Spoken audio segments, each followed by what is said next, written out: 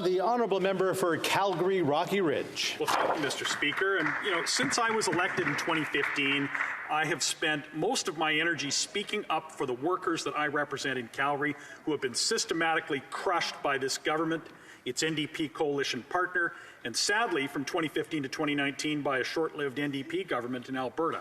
So I say today that this bill is not one that is going to be the great prescriptive answer for the workers in my riding. The workers in my riding have been punished by this government, and it appears are going to continue to be so.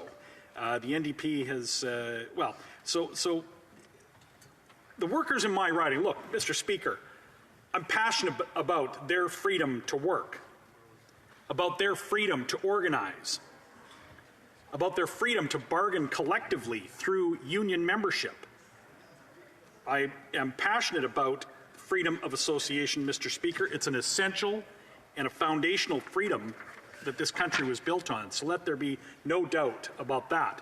But also let there be no doubt that there is only one party in this House of Commons that supports workers. It's this party, Mr. Speaker. The other three parties in this House have never supported the workers in my community. Everything that this NDP Liberal government and their fellow travellers in the bloc does, every instinct that they possess runs counter to the interests of the workers in my riding. Let's examine the track record of this NDP Liberal government as they relate to the workers in my community. The very first thing this government did, even before Parliament met for the first time, was cancel the Northern Gateway pipeline by order in council.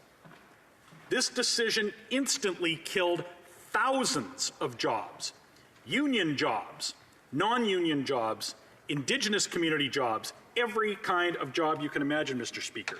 The people that would have been employed by that project were among the highest paid workers in the Canadian economy. And had that critical infrastructure been actually built, it would have led to thousands of new jobs in extraction projects that never materialized for lack of the infrastructure that they deliberately killed, as they're literally the first thing they did when they took office, Mr. Speaker. They also denied the world access to Canada's energy products, leaving the world vulnerable to dictator oil, much to our folly and what we see tragically happening in the world today as Putin funds his war machine with energy exports that could have been displaced by Canadian exports. So they passed C-69, which ensured that no major project would ever be approved again.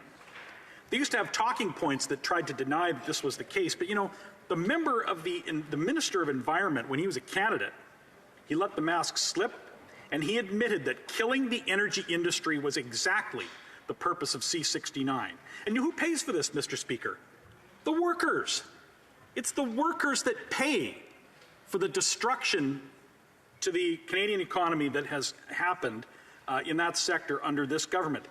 That bill ruined the lives of thousands of workers and their families. 200,000 energy workers lost their jobs under this NDP government, Liberal government, Mr. Speaker.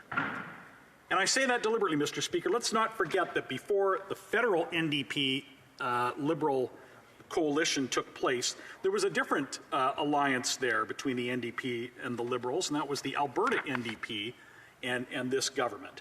They together destroyed thousands of jobs and the lives that depend on them. So I say again, Mr. Speaker, these are union jobs, non-union jobs, and Indigenous community jobs. The callous way that the NDP and Liberals threw away all these jobs and made sure they would not come back is shameful, and we'll take no lessons from them on protecting jobs for workers, whether they belong to a union or not. So I've said it before in this House, Mr. Speaker, especially between 15 and 18. I had grown men in their 50s reduced to tears in my office for the loss of livelihoods. These are highly paid professional people, proud people. Some of them even had to endure, were old enough, they were entering the workforce when Pierre Trudeau was Prime Minister. And they said, look, I'm even managed to survive the NEP, and now I don't have a job. Women who had reached into the senior levels of corporate Calgary, suddenly without a job. I knocked on doors. I knocked on one particular door that I remember where a mom said that their family came to Canada 20 years ago, and now her husband was working in the Middle East, her son was working in Texas. They had to leave the country for work in the energy industry, so I'll take nothing from this government on jobs. What are they doing, though, now, Mr. Speaker? Subsidizing replacement workers from foreign countries to come and take work away that should be done from Canadians. $7 billion to the Northvolt project with foreign replacement workers. $15 billion to Stellantis for foreign replacement workers. It's disgraceful, Mr. Speaker, and it's shameful the way that they will come here and try and lecture Conservatives on supporting workers.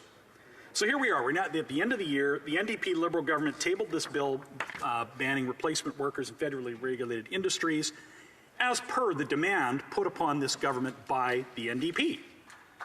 This isn't what the Liberals campaigned on.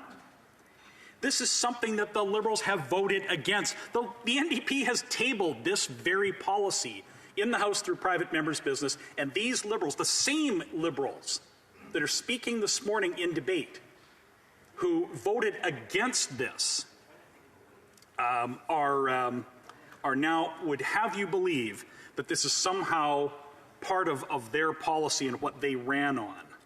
So this is clearly, yes, long-standing NDP policy, but this is nothing more than the NDP tail wagging the Liberal dog. And that's exactly why we call it the NDP Liberal government. The NDP tail is wagging this Liberal dog. So this bill will bans workers from working in federally regulated industries if the workers who belong to a union go on strike. It's a bill that risks pitting workers against each other. Workers who choose not to join a union are workers too, Mr. Speaker. Workers who cross picket lines are workers too, Mr. Speaker, but not to these NDP Liberals.